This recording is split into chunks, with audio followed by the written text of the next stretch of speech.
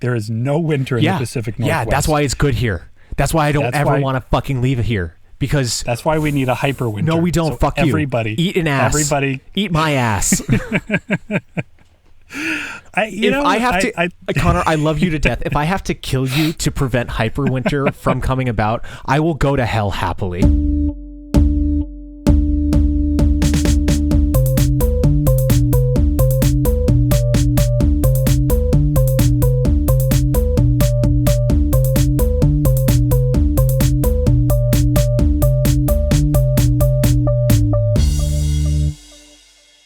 Hello and welcome to The Answers 11, the smartest icebreakers from the dumbest dudes. As always, I am with your god of odd, Connor. Beyond happy to be here. I would say just shy of thrilled. Ooh, that's a pretty big praise for a shitty podcast that two people listen to. And but hang on, we don't know if it's a shitty podcast today or not. Maybe it'll be fantastic. A most likely shitty podcast that two people listen to. And odds are shitty podcast. A statistically likely to be shitty podcast. And I am your host, Evan. It is beautiful that you are here to listen to our dumb voices. Cannot be stated how grateful we are, and really excited to just catch up and chill out a little bit because I'm tired and I don't feel like working anymore today. So let's do fun work of podcasting. Yeah. Investing effort into... dare I say art? Certainly into an art form. What comes out of that effort we invest? I mean, you got to think about it. Like I did DJing in not the fun clubbing one, but like actual radio disc jockeying in college. And it's like, this is just filling that hole in my heart of like, oh yeah, I can't actually be a radio DJ because you need to have like stupid luck and be syndicated by iHeartMedia, who owns everything. And oh yeah, by the way, someone else chooses all the music for you. You get no say. So go screw kids. So it's like, may as well podcast.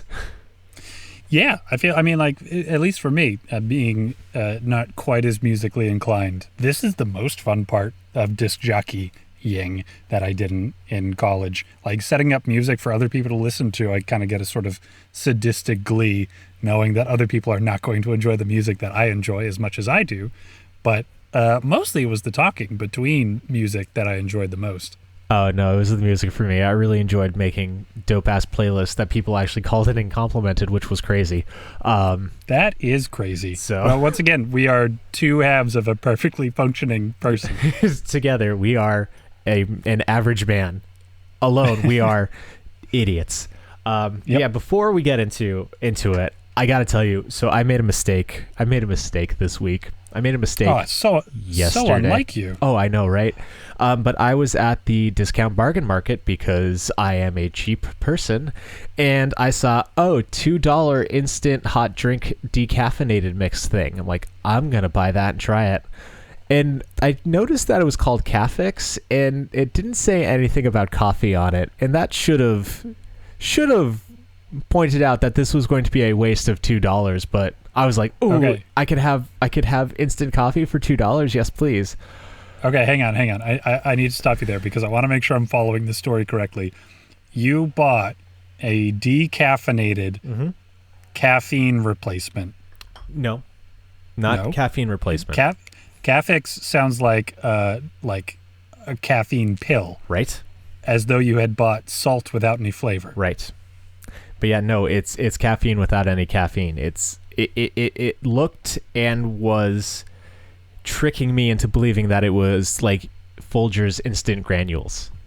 Right. Because as you know, I like my instant decaf coffee. Yep. Nothing but the worst for you. Yep. It is toasted barley and malt powder. Oh. It was so you bought instant porridge? No, it was liquid. It was gross. I've had 2 cups of it. What do you mean it was gross and you've had 2 cups? I had to have the second one to see if I actually didn't like it. I finished the first one and then I'm like, I got halfway through the second. I'm like, you know what? I don't like this. I'm going to throw this $2 thing away. Who did this to us, Evan? I do exactly the same kind of thing. Like when I've done a particularly bad job at home brewing, I make sure to set that aside just for me to drink so I can learn from my mistakes. Exactly. It's I've done the same thing of like, well, I didn't like this dinner. Guess it's my leftovers for the next 3 meals. It's like, I don't want to waste food. I put time and money into it, and like, gotta eat. Yeah, listen. I mean, it's at a certain point, it's just calories, right?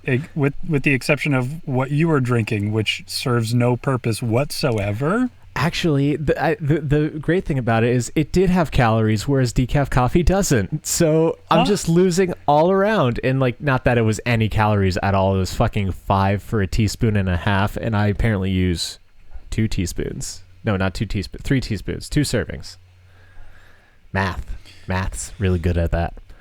So yeah, 10 whole calories for sludge, just runny sludge. So that's the mistake that I made. So let's ignore my shame that I wanted to share with you and 2 other people. Thanks for listening. Sorry, I'm having fun today. I'm a little weird. Yeah, going hard on the self-deprecation. It's almost starting to impact my self-esteem. Ooh, almost. It's got to be a particularly special day for Evan's negativity to get to me. I had to wake up at 6:45 to sit into 2-hour-long meetings back to back. There it is. For no use of my time. Like, I did not need to be in any of those meetings. Although I did make a really nice dunk on somebody, but other than that, I'm punchy, didn't get no sleep. So let's enough about me. Let's hear from you. Most important first question of the day. How have you been, Connor? You know, I'm very, very on the precipice of next phase of life because I'm going to start the closest thing that I've had to a big boy psychology job tomorrow. What's that like? Because I'm still perpetually like 14 years old, like just video games and anime and hating whatever jobs, and anytime I have to talk to my parents. So like, what's it like being a real adult? You know, I'm not used to it, to be frank. It doesn't suit me so far. Okay. I don't know. I think I could probably do without it.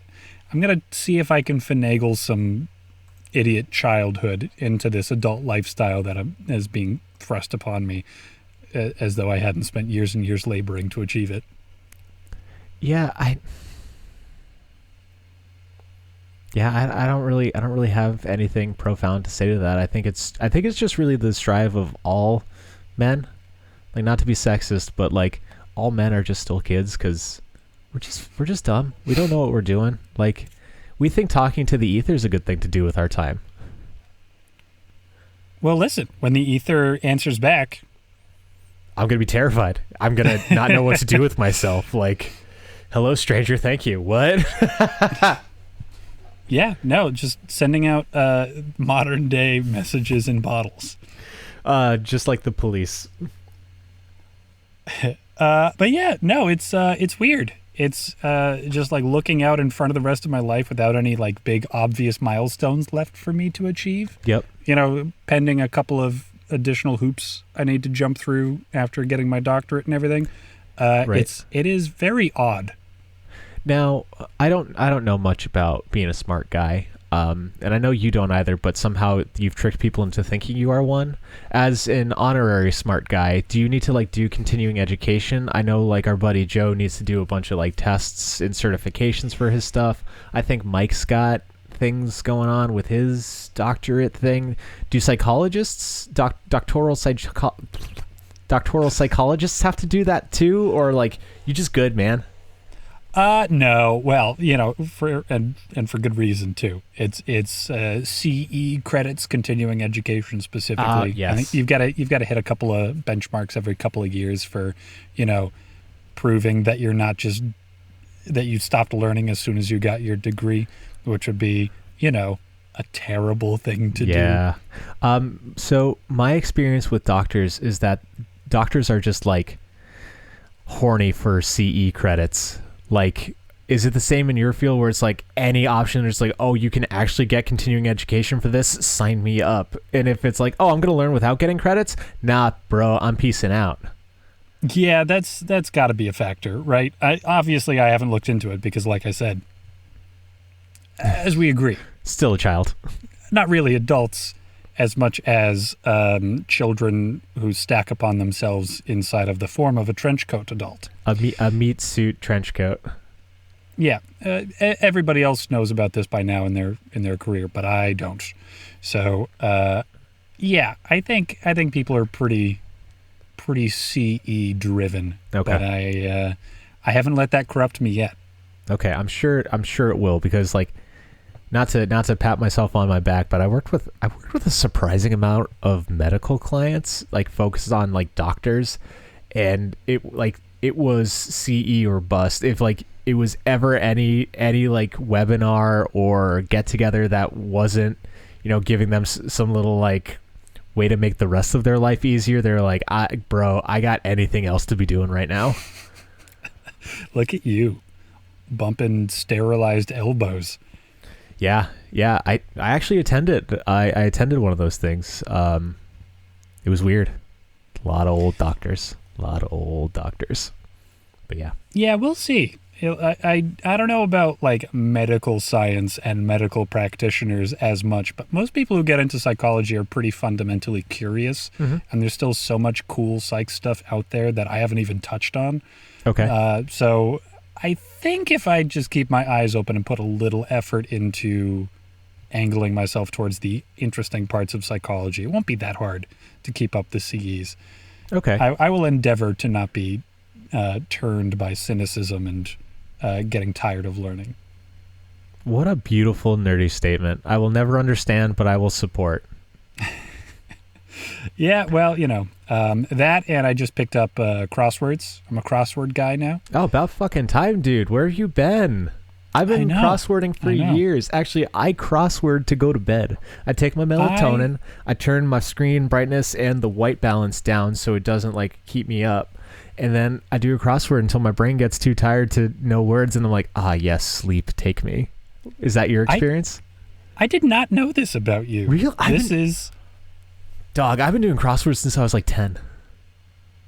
That's crazy. Yeah. No, the couple of times I've dipped my toe into crosswords before, I was just like, man, I don't know this trivia. I don't know who this baseball player is. Why do I care? Right.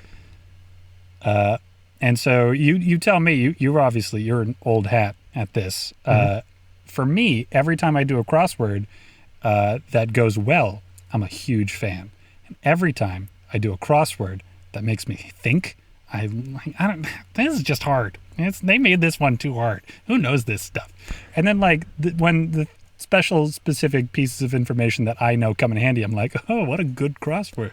This is very nicely made. I really do appreciate those moments where it's like, yes, pertinent information from me. Those do make me feel like a hero. But I don't know what you use to do your crosswords. I think I have like a baby app that I've downloaded on my phone. This is not sponsored, but it's Redstone Crosswords, I think is what it's called. I have gotten rid of anything that's not hard and very hard in my search functionality, because I find all of the other ones boring because they're too easy and straightforward. I like the ones that are like, I don't know what this is, and then you start like piecing things together where you're like, oh, okay, well this looks like it's going to be this word, so like can it like tie into this? Does this lead into this idea? And then I can also just use like a hint or two when I get stuck, so I can always complete a thing. But the thing that I've really noticed with crosswords, because this is riveting conversation that I'm sure people are thrilled to be listening to right now, is that I don't know if you've noticed it, but they have like very similar like clues. There's like they like certain words or whatever. Yeah. Like I fucking hate the word eerie because they use it all the time. Like there's so many better words than eerie. I get it. It's got a lot of fucking vowels in it, you nerd. Yeah, that's what I'm waiting for. I'm waiting for that to happen where I have my crossword vocabulary built up. You get one, dude. It's weird. Yeah, so strange that just like those certain collections of letters would come in handy so often. Yep, it's a thing. but I've already like in my baby crossword stumbling steps, I have already begun to notice, like, well, I don't know what this word is, but it is pluralized. Probably ends in an S. Yep, been there. And I pat myself on the back for that one every time. I'm a smart thinker. Oh, I'm really gaming the system now. Take that, crossword maker. You will not best me, the doctor. Yeah, what I've been enjoying for easy peasy, knock it down in one fell swoop kind of crosswording is the mini crossword from the New York Times and the LA Times. Okay. I think they're just like 5x5 grid. Cool. I think I found the like regular New York Times one too hard, so I'm like, I don't want to do that. I'm too dumb. I jump in on that from time to time, and always bounce right off of it. Yeah, but, Joe does that stuff, but you've also seen him with trivia. So like, let's realize where we're throwing our weight around. We are in we are featherweights going up against a heavyweight, man. Yeah, what I have enjoyed for a weekly big crossword is the Merriam-Webster crossword. Nerd is the dictionary crossword. Fucking nerd. I like it because it's easy, so don't worry. But I like my intellectually stimulating content, not stimulating at all. Thank you. Oh no, I wanted to make me feel like a genius. Like what to do with TurboTax online? Well, that would be e-file. Of course. Honey, can you rub my back as I rub my own brain with the easiest crossword? Just please me on all levels. That is what it feels like. It's just like the lowest hanging fruit with the easiest squeeze. You know, we're not like each other. Fuck you for how dare we thought we were like each other for once. Yeah, well, listen, I am like you, just you when you were 10 years old. Maybe. I don't remember. I know I did a lot at the beach with my mom, so I think that's probably why I have such like fond memories of crosswords. Cuz, you know, come from a family of nerds. Fuck me, man. Anything else that you'd like to share? Listen, no. Okay, crosswords and about to start a new job, as interesting as my life gets right now. Well, I went to PAX West. Yes. That you couldn't make it to. Still bummed about that. But I could not. No. Here's the thing. I could be a friend and tell you, that you didn't miss much and that it wasn't all that cool. Or I could be a real friend and say you fucking missed out and it was dope as shit, man. Because it was dope as shit, man. It was. I didn't know what to expect. I'm not much of a con goer. I'm not the biggest video game nerd. Like, I like video games, but I'm not like into them. Oh my god, I was like a kid in a candy store. It was such a delight. I have so many pictures on my phone now. I don't know if I shared any of them with you, but it was just like a little like photo like, I don't know, extravaganza of Leah of taking pictures of me with things, because I was just like a child. There was like a 2-story tall Pikachu that I sat on its foot, and I looked really itty bitty. Excellent. So cool. What did it feel like? It felt good. It felt like Pokemon were real, and that's all I wanted. Was it soft? Oh no, it was a balloon. It was one of those like lawn balloons that's got like the motor and that goes the whole time. Oh. I like it. Yeah. Fun. But no, it was cool. Maybe this is something I'll put on our Instagram. Who knows? Check Instagram for photos, everybody. The answer is 11. Right? That's our social media. I don't even remember. Shit. That's it. That's got to be it. That's just right. How prepared are we? But that was really cool. I got to live my childhood dreams of meeting King in person. So he's not my favorite Tekken character anymore, but when I was a little kid, he was my favorite character. He is the luchador with the Jaguar mask on, and I got to take a picture with King. Even I knew King when I was a kid, and I didn't even touch those video games. King's so fucking cool. And there were a bunch especially Yep, go on. Especially because when you're 10 years old, you don't know that it's a mask. You're just No. like, oh, one of them's a jaguar, man. Exactly. And we left, and Lee goes, "Is that his real head, or is it a mask?" And I go, "I've been wondering that thing since 1993." It's his face in my heart. Yeah. Do you want the Tekken lore? I can go into the Tekken lore. No, listen, man. Okay. We already talked a lot of crosswords. Save it for another day. Yeah, but no, it was cool. It was a bunch of Tekken characters. Got to pose with a bunch of them, and I got to play Tekken 8. Fucking before it comes out next year, which makes 2 for 2. Street Fighter and Tekken games I have played before that they've come out, and it's been really, really cool. I'm so jazzed. As long as the netcode for it is like actually fast, I might play this game regularly. It was so fun. And I went to a final round, and I beat the dude somehow. Hey. I knew what he was going to do. Go. I was like, oh, I just knocked him into the part where he's going to do the comeback move. I should block. And then you hear chukunk. I'm like, and then you hear the blocking noise. It goes, oh, good block. I'm like, yeah. And then I kick his face in. Nice. You got to follow it up with a nice face kick. I knew. So it was a blast. It was really cool getting to see a bunch of stuff, just kind of like taking the sights. A lot more like tabletop nerdy shit than I was expecting. It's probably good that you weren't there, because I would have been way too bored. But that was neat. And I want to give a big shout out to Mighty Yell. They are a developer studio out of Canada. They made a game called The Big Con. I think it's The Big Con. It might be The Great Con. But it's about this like teenager in the 90s who wants to stop her mom's video store from going bankrupt. So she's going to go rob a bunch of people. And it was rad as heck. And it only cost me like $10 to get a bunch of stuff. And then before I paid, I go, now this is my big con. And then I ran away from the booth. And all of them just started fucking like cackling. I'm like, I can't believe no one else has done this before. How am I the only person who thought to steal from the place about stealing? You know what, Evan?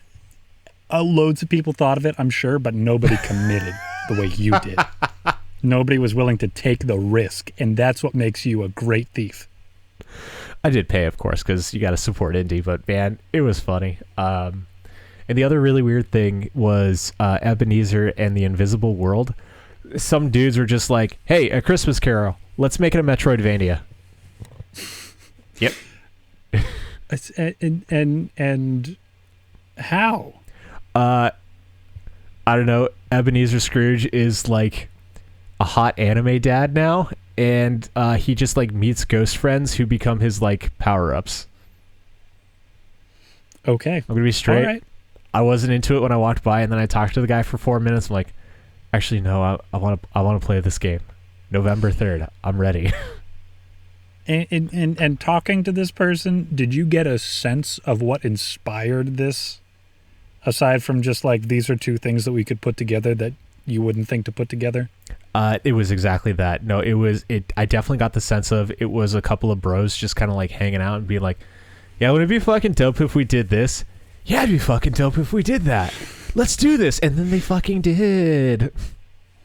I mean, there's already been so many different iterations of Christmas Carol. Why not one via video game? Yeah, where you beat the shit out of people and get to meet all of these ghosts that these random bros invented.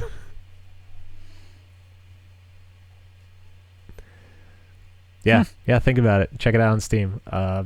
Yeah, that was my time. It was fun. Cool. And then I ate nothing because I was gonna get Indian, and then we were 10 minutes from our apartment. It was an hour's worth of traffic, so we went around a long way for 20 minutes and then passed out on the floor.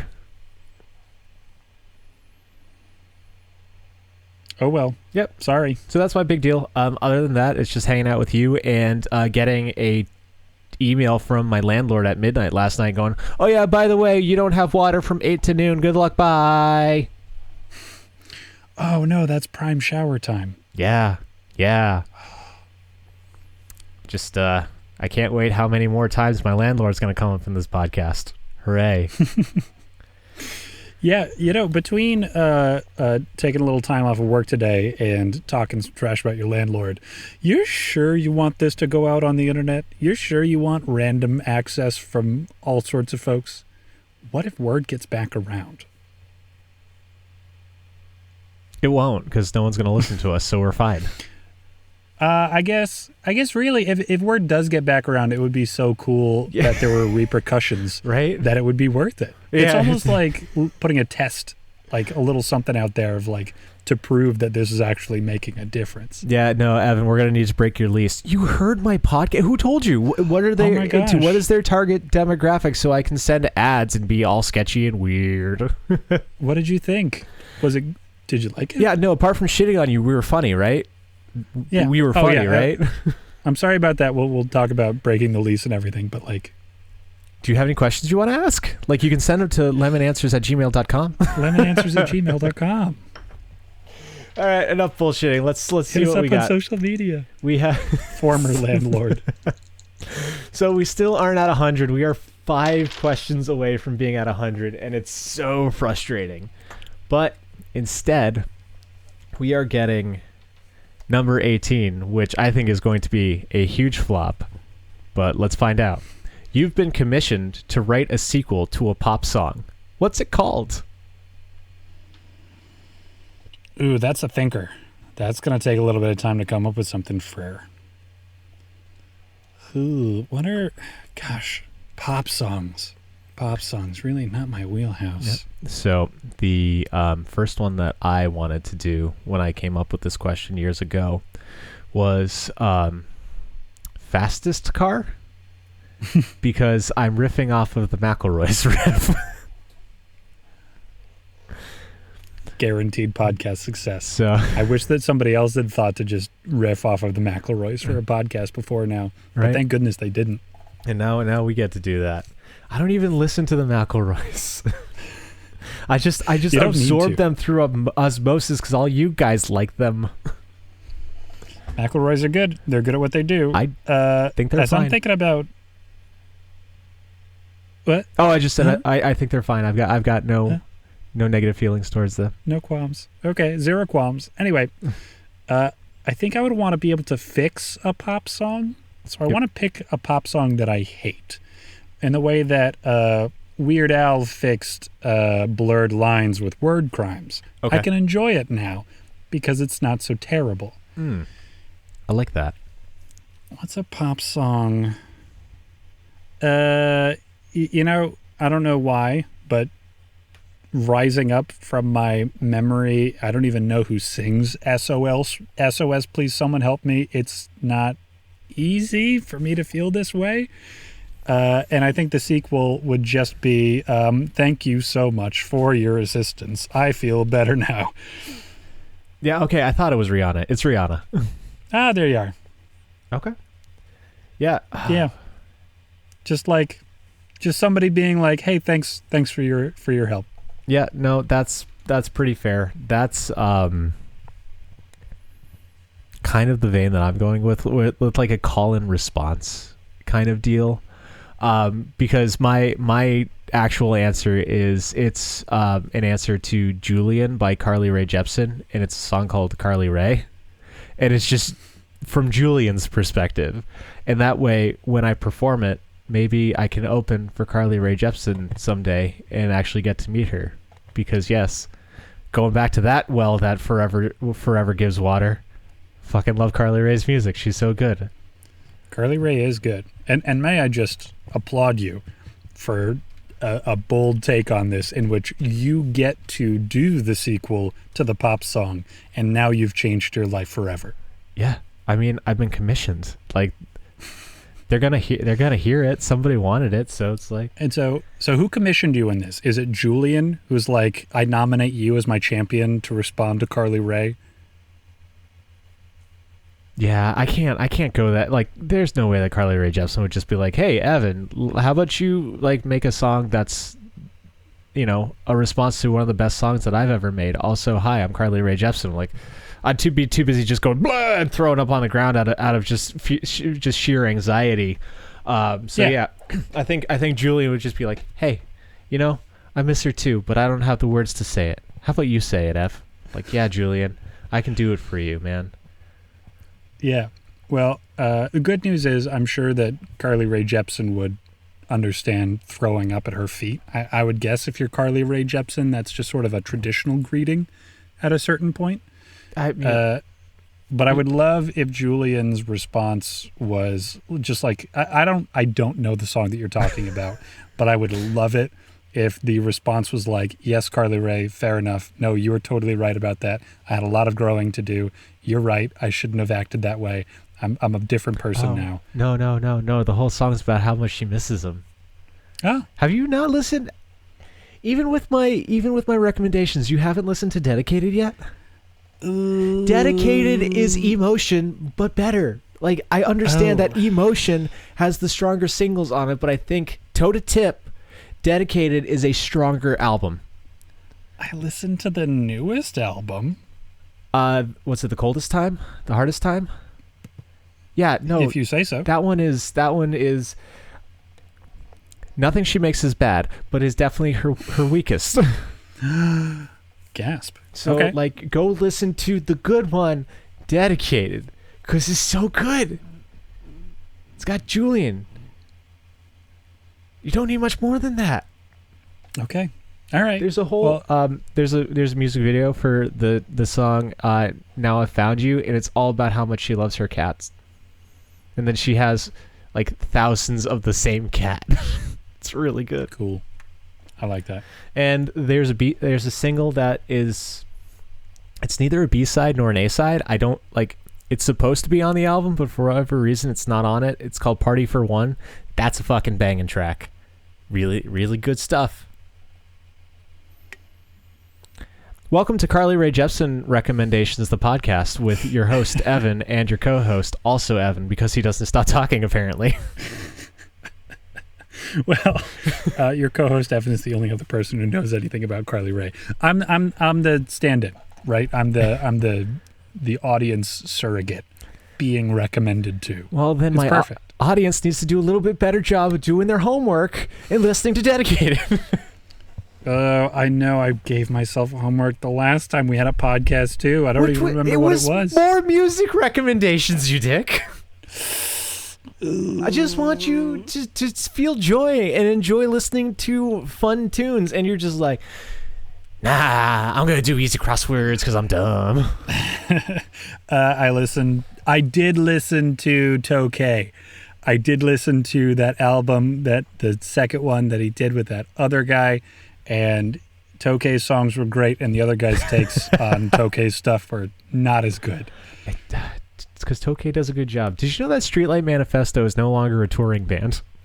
I did not know that. Yeah, they haven't been since 2015, and they haven't stopped touring since they were like, oh yeah, we're no longer going to be a touring band. That's why the world's been a little bit more bleak since 2015. Well, now I know. Yeah. Thank God that they're still on tour somehow. Have you? And it's great because they're like all of their tours are like the beginning of the end, the final leg, the redux, and it's just like making fun that they're still on tour. It's like, what the fuck, guys? Well, God, you got a gimmick that works, milk it. Yeah, they're it's the, I think I might be dating us, but I think it's the 20th anniversary, maybe 15th of Everything Goes Numb. So they're doing it in full. Were we paying attention when it was initially released? A couple of years after. No, we were paying attention when Somewhere in the Between came out, because We Fall Together was the like big music video on their YouTube when I first got into them in high school. I think the only thing I remember being released was The Hands That Thieve. Yeah, that was the album that came out after that. So like we got on like right after Somewhere in the Between came out, and then The Hands That Thieve and The Hand That Thieves came out, and then they haven't put out anything. It's like, please, I want more music. You guys do so good. God, it's just a music podcast. We are no longer a question video game podcast. It's now music. All right. Distracting us with a 26, going down a little bit. Connor, Hmm. if you could add a season to the year, when would it be and what would it be like? Oh, this was one of the ones that I came up with. Yeah, and it's a which good is one. Why That's it's why so it made it on disappointing. here. Why I is it don't have an disappointing? answer ready to go yet. Well, it's unfortunate that there's only two of us on here, and I've been talking a lot, but I have an answer. So Okay. I've come back around on it. All right. So my New England heart doesn't allow me to come up with a pleasant season. Yeah, it sounds like you. What I'm going to do is right at the end of winter, we're going to have hyperwinter, which is it's extremely consistent. It happens every single year, and we are already at mid-March for an enormous snowstorm. Yep. That keeps everybody locked inside of their houses for 2 weeks. That's so fucking long. It's a 2-week season. Why? It's called a hyperwinter because during that time we have all agreed that much like the summer vacation that we gave to children, we all get those 2 weeks off. Okay. And you set up a destination ahead of time. There'll be hyperwinter vacation rentals that you can go to with like your friends and family that you want to really bank on enjoying the company of for 2 straight weeks. Oh my God. I think it would be one. We all agree. We get all of our stuff ready ahead of time. Okay. We, set aside 2 weeks worth of distractions and novelty. Nobody goes anywhere for all of hyperwinter.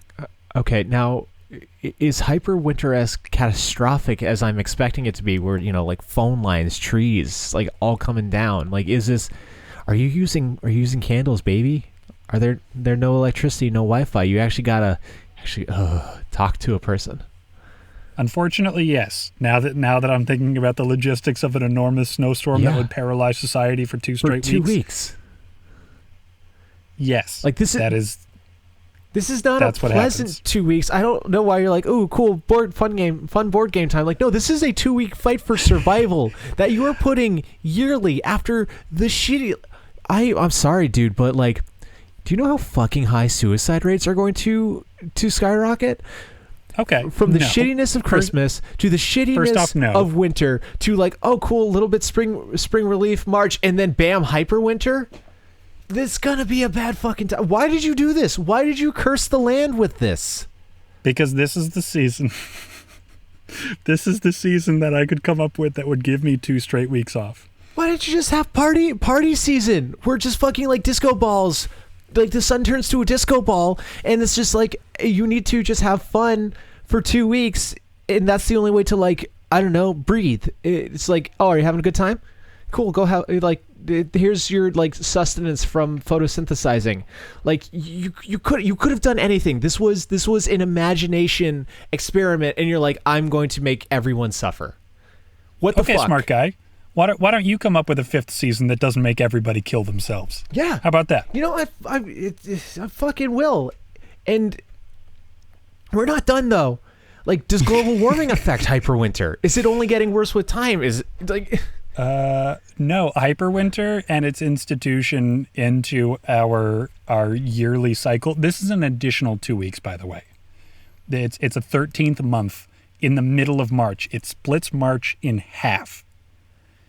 And then we have hyperwinter, and it is actually doing a great job at combating global warming. That injection of cold, snowy weather for those 2 weeks is going to bring the global temperature down. Are you just Mr. Freeze? Are you Batman's Mr. Freeze? And once we're done with hyperwinter, inside of March, we don't have any more winter at all, and spring gets started, and there aren't any winter setbacks. Winter gets it spends every last ounce of winter it has left during hyperwinter, and then we just get onto a very nice spring. It's just a fucking mana explosion spell that the winter gods are doing. Yep. Okay, well, the season that I'm adding to the year is a season that we used to have that we don't anymore. I just want fall back. because I fucking miss fall. We don't get it anymore.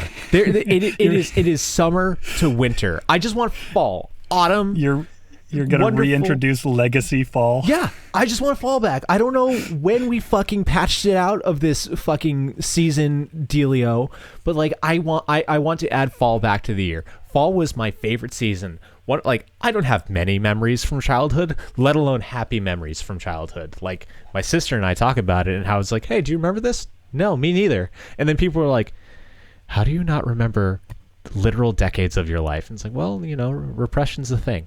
So I remember standing in the backyard of my Bachu's house in my little red windbreaker jacket, looking at the colorful oak leaves, feeling a crisp fall breeze, and I was content. I don't know the last time I felt contentment. It might have been that memory from 6th fucking grade. And I can't even facsimile it anymore. Like, give me my crunchy leaves. Give me a little bit of a nip in the air. Like, I have so many wonderful hoodies and like middling clothing that is not worth wearing because we go from tank top season to like, hey, let's throw on a sweater. Like, I just want it back. It's so pretty. It's so calm. Not to get like weird edgelord that I truly am, but it's like, it's the beauty in death of just like how everything is peaceful and calm, and it's like, it's not the biting cold pain misery of winter. It's not the dogged heat of the summer. It's just like, it's just a breather. It's meditative. It is gorgeous, and we don't have it anymore, and I fucking want it back. I'm very passionate about this. So sorry I don't have a 5th season to add hyper winter, but I want fall. Fuck you. Well, here's the thing, is that you're kind of instituting hyper fall. It's just that fall, like spring, is a mild season, and so you're doing a hyper mild season, but it's just very distinct. So we're going similar routes, I think, but you're accomplishing nostalgia. When's the last time you felt like fall was actually here? Listen, man, I got to tell you, last fall. I don't know if I just have been missing something about fall. I'll tell you, I haven't seen a good spring in a long time, but like, I'll give you fall that too. Feels like it comes around every autumn for me. No, not here. Haven't had that experience. And like, I know I've had that conversation with Leah before, so you might just be living in your own little happy zone. So happy for you, but fuck, man, like you don't get the crispness anymore. Well, listen, it could be the Pacific Northwest. I wasn't around for the most recent fall, but this time around, it might deliver everything that you're hoping for. Okay. Maybe. Contentment. I don't know. It didn't before, and the East Coast, where it like fall was birthed, didn't have it either. So like, if the homie don't got it, like, who do? The thing is, like, leaves change kind of most places, if I'm being honest, and that's like one of the falliest parts of it for me. No, it's the air temp. It's that feeling. The crispness. I don't know, man. I think it might be there. Maybe not last year, but I think you might be in for a very pleasant fall. Pacific Northwest did not let me down autumn-wise. All right. I will not with bated breath, because like I don't trust like that, but like I will keep an eye out for it. I will let you know, but like, I think if you want to call it hyperfall, I'll let you call it hyperfall. I let you live in your own wrong existence all the time. So like, how dare I take that from you? No one can drag me out of my weird wrong existence. It's just not doable. But that's. But yeah, no. You might be pleasantly surprised. What I will tell you, the Pacific Northwest does not have is winter. There is no winter in the Pacific Northwest. Yeah, that's why it's good here. That's why I don't ever want to fucking leave it here. Because that's why we need a hyper winter. No, we don't. So fuck everybody, you. Eat an ass. Everybody, eat my ass. Connor, I love you to death. If I have to kill you to prevent hyperwinter from coming about, I will go to hell happily. I will confess it to my priest, but I will tell him I am not sorry for this. I saved him. Depending on where your pre-screw up, they might just let you have that one. I'm gonna go back. I'm gonna make sure I'm going back to Massachusetts for that confessional. Oh yeah, fuck that guy. Yeah, I think I'm basing it off of a couple of specific memories of where just like technology stops working for a couple days, and you just sort of strap in and get ready for like a very reduced life for a time. Yeah. And you do the things that you don't normally do because you've got all these obligations, and now it's like forced camping you have to do in your home. That's what comes out of hyperwinter for me. Yeah, like, okay, shitting on you aside, I know I'm very good at busting your balls, but that idea of like it's like when the power goes out in a heavy storm. It is a really nice sensation of just like, oh, life is. It's almost like simpler. It forces you to stop and kind of like actually be in the present moment. Like, I know I spent, man, during COVID when I was living with my dad, it was just me and him, and we didn't have power for like 3 days, maybe 4 days. It was a long fucking time. I remember I was listening to your D&D shit when we lost the power. It's like, oh, cool. But like, we were actually cool. Like, we hung out and we chatted and we had candles and shit. And like, we went to bed when it got dark. Like, it was kind of nice. And you know what still works during hyperwinter? Cribbage. Decks of cards. Yeah. You won't ever catch me passing out on one of those, man. Always down for that. Maybe there's a better way to achieve the hyperwinter effect that I'm going for, but that's what I came up with. And you know what? I like winter. You're gross. I don't care who knows it. You're gross. I like it. I don't like you. I liked being in Minneapolis. Maybe for winter, the winter out there was very winter. Like, I like my winter jackets. I look great in them, but like, I will gladly not wear them if it means I don't have to deal with fucking snow. Well, welcome to Washington, kid. You don't. Not anymore. No, I know. And trust me, it is what wants to keep me here. But yeah, I think your hyperwinter achievement is just planning a 2-week vacation with some friends. Like, maybe you could just fucking plan a 2-week vacation with some friends. Like, yeah, I know adult schedules don't really line up super well, so maybe tone it down to 1 week. But like, I mean, do you want to hang out for a week? Like, I work from home. We could pull this. We could pull this off, Connor. You know, maybe hyperwinter and legacy fall are both just states of mind. Maybe we can institute these seasons in our own lives. Not to get sad, but like, are we just going back to the fact that we're adults now and want to be children? Are we just baring our souls to two strangers right now, just being like, hey, we're 30 and sad? Oh shit, I don't think I took my meds today. Please hold while we sort through some technical difficulties. We'll be back with you in just a moment, folks. All right, now that that's taken care of, let's roll on. And then Evan came back. We edited things out, and now he's going to say that there are 3 people who listen to our podcast. Wahoo. Let's find out what 47 is. Ooh, prime number. Man, we're going a bunch of weird questions today, Con. Sorry. I'm just remembering the conversation we had around this one. You can add feathers to any creature without them. Which would it be? Bonus, if you want, what bird would you take the feathers from?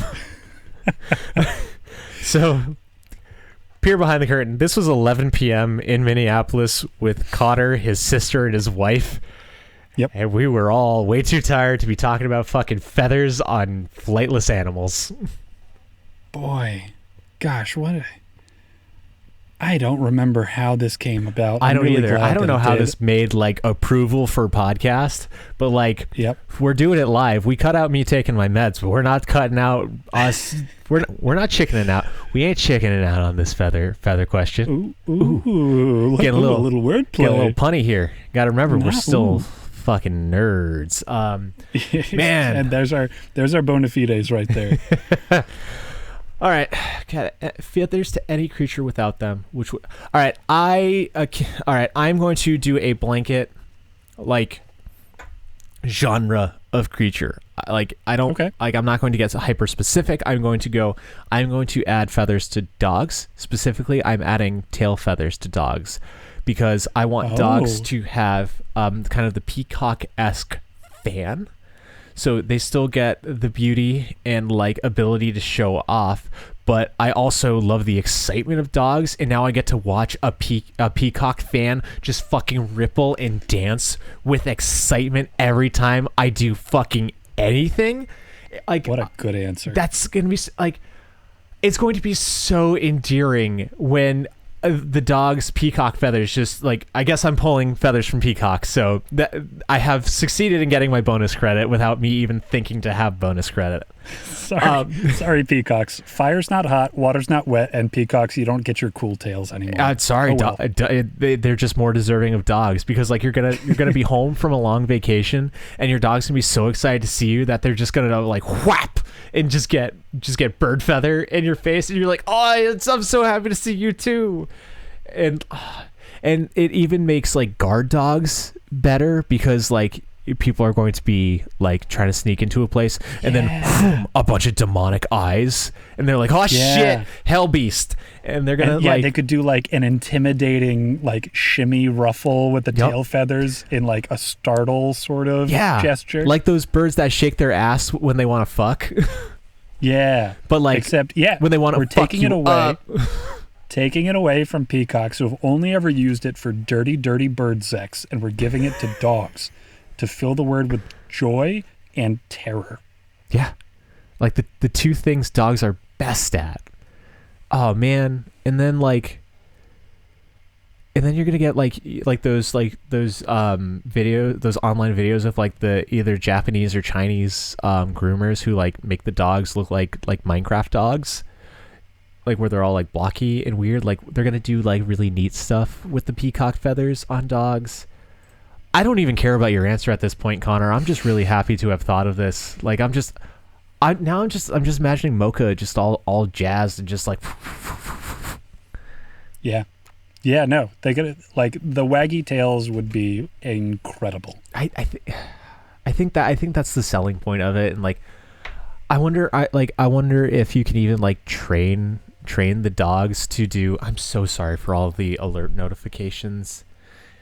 I hope I know they're getting picked up. I'm sorry, listeners.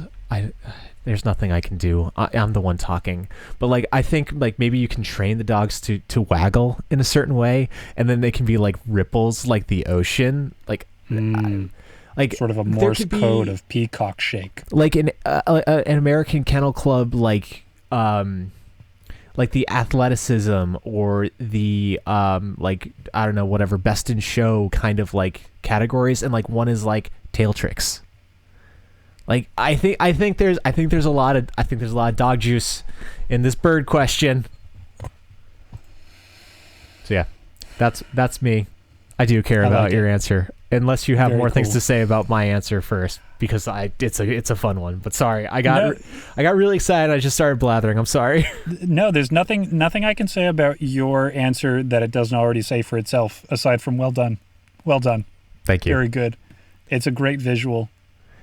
What are you following up with? I'm sorry. Well, yeah, you starting off with chickening out on this question made me think, oh, well, if I take the feathers from the chicken, then they're all pre-plucked, and now the price of chicken goes down by 20 cents. Oh, that's pretty good. Good. Chickens don't have much in this life, and I don't want to do that to them. So they're already too delicious for their own good, and they've been unfairly targeted for that quality this entire existence, as far as I can tell. Okay. So I don't want to take it away from them. Yeah, turn dinosaurs into chickens. Now you want to take their feathers. Mm-hmm. Yeah, I think what I want to do, but I did really like the wordplay that came out of that. So what I'm going to do, could I get the question one more time just to make sure that I'm still falling in parameters? Yes, I would love to. You can add feathers to any creature without them. Which would it be? Bonus, if you want, what bird would you take the feathers from? Okay. The answer to the original question and the bonus question is Cardinals. Okay. Yes. Oh, you piece of shit. I love that. That's so good. Oh, yes. And they're because they got the red cassocks too. Right? Just think the outfits. The outfits are already made for it. But what I particularly like about it is that there are going to be certain bishops out there who need to weigh whether they want to sprout feathers as they continue their career ambitions.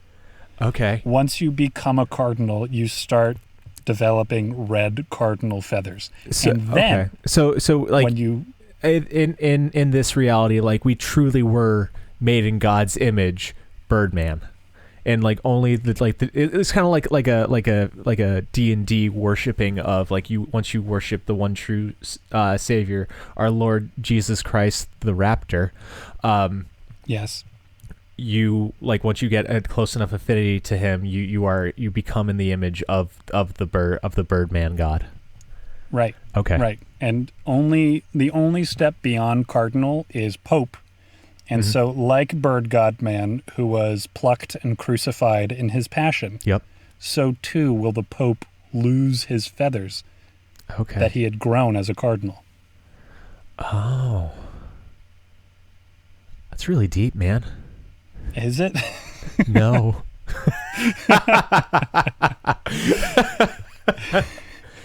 Oh man. I do think the world would be significantly more interesting if one particular religious order, through its religious rituals, Devotion, began to sprout feathers. Yeah. You could have named yourselves anything else. You asked for it. Sorry, Cardinals. Oh, that's fun. In what manner do the Cardinals begin to sprout feathers? Is it all over? Is it specifically like a forearm thing? Is it just kind of like a cock's crown? Like instead of the mitre, they just get like really showy feathers on their head. Or is it something like really, really weird where it's like out of their eyes and like it's just their eyes, Whoa. just feather eyes? I don't know. Whoa. I'm in the land of imagination, Connor. Put a pin in that, man. I think we've got a good horror anthology to tell based off of that idea. Hey, you're doing a D&D campaign on a real perverse god, so that's true. You could do something like that. The god of my world could put feathers into people's eyes.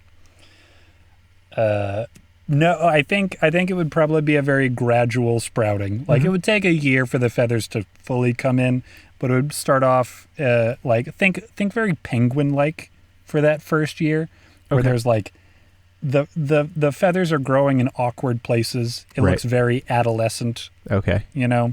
Until eventually they all sprout in fully, and they basically just look like the bird used to until it was inevitably snuffed out by evolution because birds without feathers are just not going to make it. Right. So, more questions. Do they fly, or are they flightless? I think they can pull off a decent glide, but they tend to be so old that they don't really do it. Okay. And I think that they suffer a lot of mockery for like being able to fly and not being willing to do it. Okay, I'm glad that this world that you're creating has a little bit of ways to throw it in the face of power. Like they actually feel shame for not being able to fly. And the last question that I have with this is, do they molt? Because I think molting is a regular thing that happens to birds. Correct me if I'm wrong. I haven't watched the Magic School Bus in a long time. I you know what? It sure sounds like a thing that would happen to a bird. Okay. So yeah, absolutely. They have cardinal feathers. If cardinals molt, and every indication exists that they do, for sure. Okay. So then I'm going to guess that it's kind of. So I think instead of the palm fronds, if we're continuing with this Catholicism trope, instead of the palm fronds in Lenten Easter time, it would probably be cardinal feathers would be distributed, and what would be burned to make the ashes. I gotta tell you, man, I think you're barking up the wrong tree with that one, because those feathers are like hair now. Like nobody wants to ceremonially distribute their dandruff flakes. It's like it grew out of a person. Yeah. They might be mostly a bird at this point, but it still grew out of a person. Yeah, but traditions are weird, and if Bird Jesus did a miracle with the feathers, I think it's going to tie into kind of like an age-old tradition. Like, I'm sure there's weird hair traditions. Man, I think they're all really weird. I think that we all agree. Like, I'm not disagreeing with that fact. I just think that it would still exist. What do you know about? I'm definitely using the wrong term, but there's such a thing as hair paintings. No, what is that? Oh, well, you know how for a long period of time, a lot of people were so bored out of their skulls that they did crazy, crazy things to take up their time? Like during COVID and shit? Oh, no, man, like historically. Okay, I didn't know like how old and crazy we were getting. Oh, yeah, we're getting really old and really crazy. Okay, I didn't know if it was like a social media trend that I invariably would not know about. No, but that's probably a lot closer to accurate than I want to meditate on. Sorry. But people used to make portraits out of woven hair, essentially. Like the same way that you weave anything else. I don't see a problem with that. Well, it's made out of hair, dude. That's the problem. It's weird. It's hair. It's hair. You look at it and you're like, that came out of somebody. Somebody's skin grew that. That used to jut out of a scalp. And now it's behind glass, and it looks like a little puppy dog. So, these two things are not the same. And it's different because horsehair is because animals don't have conscious, rational thought. It was people hair.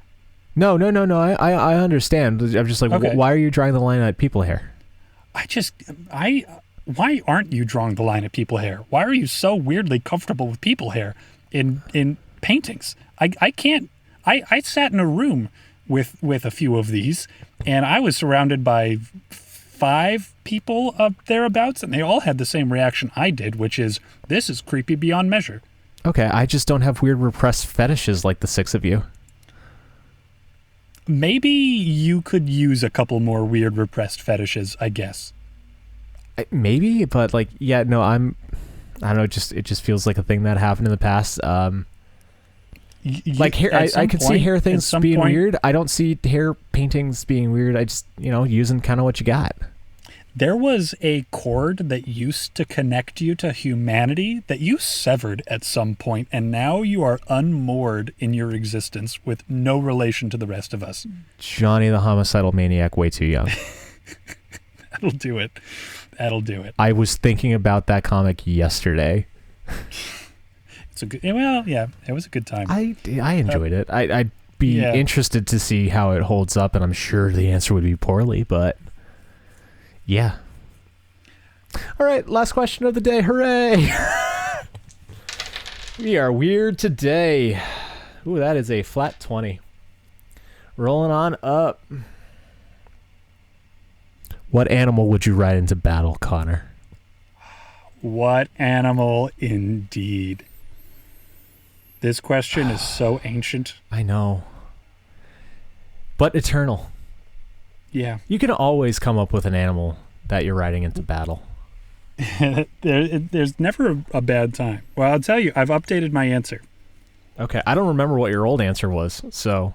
You don't remember Lucifer, the horse-sized peregrine falcon? Lucifer was the answer to you could have a pet any size. No, yes. I thought this was the steed question. No, because that's when I was doing the orangutan, because we were into Dr. McNinja. Lucifer came out of that question, which is on this podcast. Well, not yet, but it's on the list. Sneak preview to listeners. No, steed into battle. Like, if you want it to be giant peregrine falcon, I think that's fucking dope as shit. Like, I'm okay with reusing answers. Like, fuck it, I don't care, as long as you have a fun story around it. That's why we're here, to entertain ourselves and maybe others. Okay, well, I've got an update on Lucifer for you. If it ever comes up in our rotation, I'll give it to you. But This is great. Now I've got 2 animals of large size that I get to go into battle with. There you go. Oh, well, this is this is good. This is an animal with the perfect combination of offense and defense, and that is the porcupine. Oh, okay, very fun. And it's a giant porcupine? Giant porcupine. Cool. Giant enough to ride into battle, at least. Okay. Yeah, you go charging in. Everybody gives you a wide berth. You do need to be really careful, I reckon. You've got to have a very well-made saddle to ride this porcupine. And porcupine quills are deceptively far-reaching, so like people are going to miscalculate their distance between them and you, and are going to get a big old barb stuck in. Man, that's not even a barb at that point. That's just a stake going through like a shoulder, man. That's right. That's a bad fucking time. Holy shit. I tell you, the majority of when that happens, when you're riding a porcupine, you only have two objectives in any given battle. One of them is to not get noticed by the archers, because that's everybody's job all the time. That's fair. Two is to taunt your opponents into getting close enough to you for the porcupine to take them out. Okay. Now, are you in this fantasy scenario, are you doing any battling yourself, or are you kind of like a beast master where you are just like careening your porcupine into people, just like turning into the Spike Porcupine Kirby from the new Forgotten Land and just rolling them into folks? Oh, man, the Spike Kirby is so good. Yeah, essentially, I don't need to do any battling. All I need to do is I'll certainly have a spear or something just to look the part, and so I can gesture menacingly at people in a way as if to say, like, you and me, one-on-one. And if I can make strong enough eye contact, they'll forget that I'm on top of a porcupine. Right. So I take it your spear is not going to be fashioned from a porcupine quill because you don't want to give sneak previews of what they're about to experience. It seems a little on the nose, don't you think? That's why I said you're not going to be doing that. God, what do you take me for? A chump? No, we're on the same page. You got it. No, you're no chump. You're no over the top. He's just a little too porcupiney, isn't he? And he just likes that porcine a little too much. It's like at that point you're going to be like, you're going to have a spiked helmet and have like a spiked shield, and then you're just anime trope of the week there, bud. You're not even like a high ranking general. You're just going to get wiped out in like episode 4 before they figure out like what their actual power rankings are going to be. Yeah. No, I think I would go so far as to have a nice porcupine image engraved on the pommel of whatever weapon I'm using. I was thinking there needs to be some kind of ornate artness to it. Yeah. Artistry. But especially because I'm never going to have to actually use it, so the court smiths can go wild on it without needing it to actually be usable. So what happens in, the third act where your porcupine gets wounded and you need to protect it? Ooh. Well, hopefully at that point I can rally you to my side, riding whatever it is that you have going on. That's very fun. So when you said an animal perfectly suited for offense and defense, I was worried that you're going to be taking mine, because I now want to differ from you enough. Because my initial reaction was to giant animal, because we're not small dudes. Like, we need large beasts to be carrying our frames. So my initial reaction was giant armadillo for similar reasoning. But now instead, I want it to be an armadillo swarm, where it's just like enough of them kind of all clambering over each other and me to just like ambulate me across the battlefield, almost like the treads of a tank, where like they're moving over each other. Very cool. And that way, in addition to my own armor, like I can be armored up with my armadillo horde. As they wind into balls, they can be projectiles, they can be a defensive barrier. They've got pretty gnarly claws that they can use not only to scramble fast across the battlefield, but into opponents of any size and state.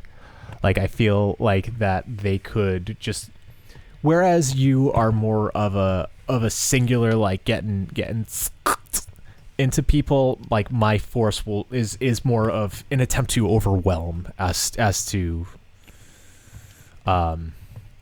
stop being able from doing things. I can't think of the fancy word I wanted, and I didn't want to use the word kill. So disable. Yeah, disable. That's the word. That's the really good word that I wasn't smart enough to think about. So yeah, I'm thinking just a swarm of armadillos would be fucking rad. Swarm is really good, and the image I have in my mind of what it would be like to be rolled along a series of armadillos is very pleasant. Yeah, it feels really nice. Like, it feels like a back massage. Okay, I was thinking it was more of like almost like a it just, in my brain, it's like a gelatinous kind of thing, like where they go up to like my calves, and that's how like they maintain me on the position, and then the people underneath is kind of like the armadillos underneath kind of like travel me forward. And I see them kind of like galloping with their claws, as opposed to like being all wound up into a ball and rolling.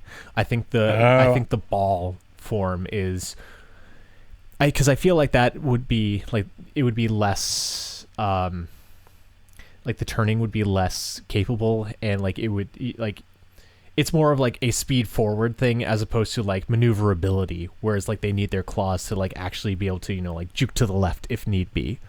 So I see kind of like two travel modes if we're getting into dumb nerd logic. And I think ball form is more for it, both offense and defense. Like I definitely see like hucking fucking armadillos at people, or like, and if it's like fantasy swarm enough where like they can form into just like a wave, you're fucking rad. Yeah. Magic. Yeah. No. Fucking magic armadillo swan. Get at me, bro. I think you're hitting on a lot of the benefits of a swarm, right? The versatility. That's a nice thing. Yep. But I just you just roll over somebody, and then all the claws come out when you can't see them, and someone's just mush on the rear end of that swarm. Yeah, because like I feel like people are, because the swarm is also down towards the ground, like they'll be trying to like attack downward, but the armadillos have plates on the top of them for defense. They got plates, so they're moving with their soft underbelly, but it's hard to reach them. So I guess they would really need like subterranean, like either their own fantasy animal versions, like a mole team to take me out, or just like lay a bunch of traps. It would be kind of like the way to dismantle both of us. Well, Evan, I'll tell you, everyone's got to worry about the soft white underbelly. Everybody's got one, whether it's literally a soft white underbelly like our steeds would have or not. But yeah, no, you're back to your earlier question of what would I do if my porcupine steed got into trouble? I don't know, man. I'd probably just lay down and die. Yeah. I'm really relying on this porcupine being invulnerable. Like all the great strategicians of wars past. One major weakness. One major obvious weakness. Yeah, nobody will figure it out. It'll be fine.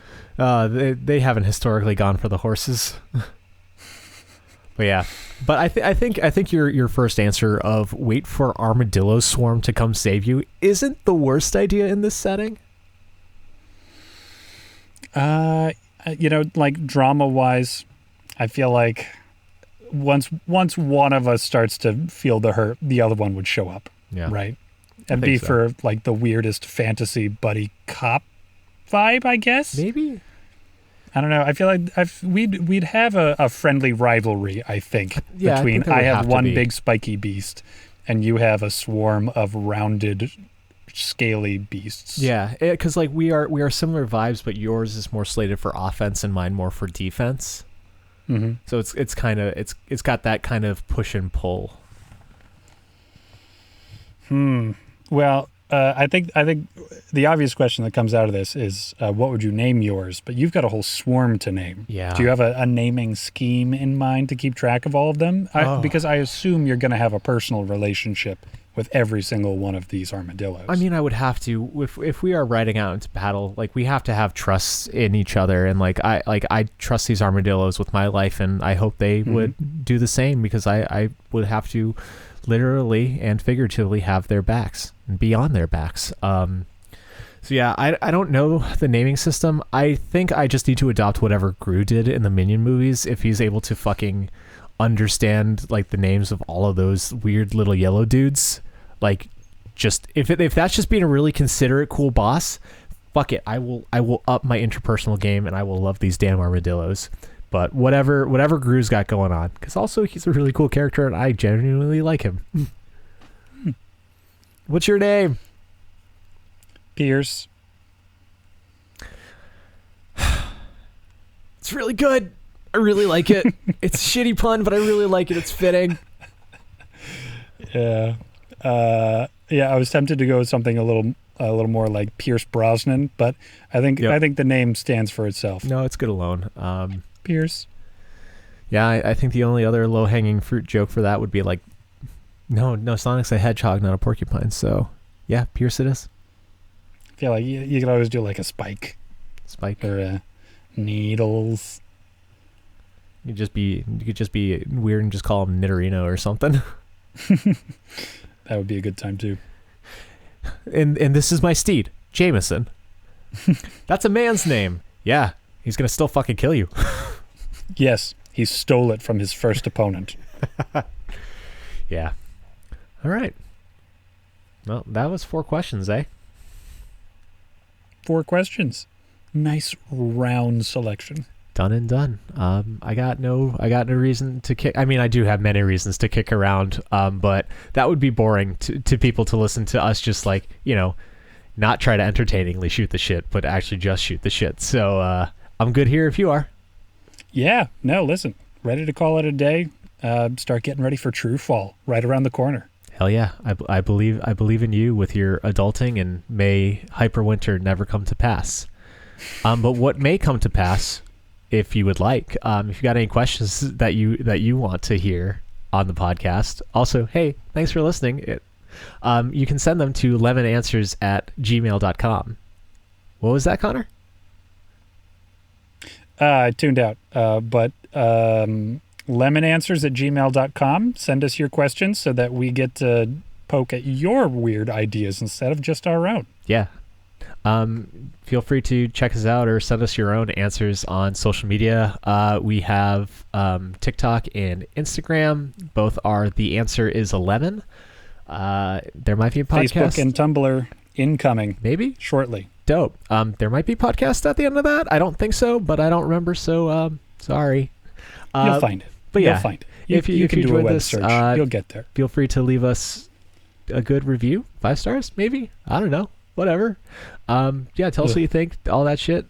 Be really cool. But if not, I ain't no cop. I can't control you. Maybe just tell a person or an enemy or a stranger. I don't give a shit. Yeah. I do give a shit. But I'm grateful either way. Carve it on a rock. A non-significant rock. Yeah. But yeah, no, thank you for your time and attention. You didn't need to, but you did, and grateful for that. So, love you. Bye. Cool.